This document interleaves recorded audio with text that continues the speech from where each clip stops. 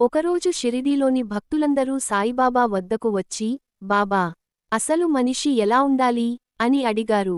సాయిబాబా ఓ చిన్న కథ చెప్పారు. ఒక గ్రామంలో ఒక ధనిక వ్యక్తి ఉండేవాడు. అతనికి డబ్బు ఎక్కువ, కానీ గర్వం కూడా ఎక్కువే. అదే గ్రామంలో ఓ పేద రైతు ఉండేవాడు. అతను చాలా మంచి మనస్కుడిగా, ఎవరినీ దురభిమానం చేయకుండా జీవించేవాడు. ఒక రోజు ఆ ధనిక వ్యక్తి ఆ రైతును చూసి హేళన చేస్తూ, నీ దగ్గర ఏముంది? నీ జీవితం వ్యర్థం అని అన్నాడు. రైతు మాత్రం నవ్వుతూ, నాకు మనసుకు శాంతి ఉంది, నన్ను ప్రేమించే కుటుంబం ఉంది, దేవుడి ఆశీర్వాదం ఉంది అని సమాధానం చెప్పాడు.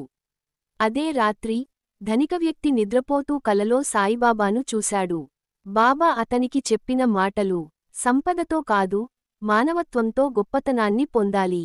నిజమైన మనిషి ఆస్తితో కాదు, మంచి మనస్సుతో గుర్తింపు పొందాలి. ఆ ధనిక వ్యక్తికి తన పొరపాటు అర్థమై, వెంటనే రైతు వద్దకు వెళ్ళి, నువ్వు నిజమైన మనిషివి, నన్ను క్షమించు అని చెప్పి మారిపోయాడు. సాయిబాబా బోధన, అహంకారం లేకుండా ఉండాలి. సంపద కాదు, మంచితనం గొప్పది.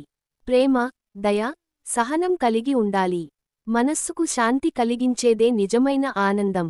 సాయిరాం.